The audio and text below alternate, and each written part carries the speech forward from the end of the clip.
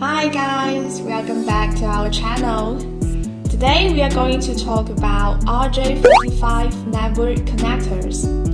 RJ45 network connectors are widely used in various fields such as aviation, military, and industry. First, when choosing an RJ45 connector, the primary reference factor is the electrical parameters. Second, the second thing to consider is rated voltage, also known as the working voltage. Please refer to this picture for details. Then the withstand voltage index, that is the electric strength index, is one of the factors that must be considered.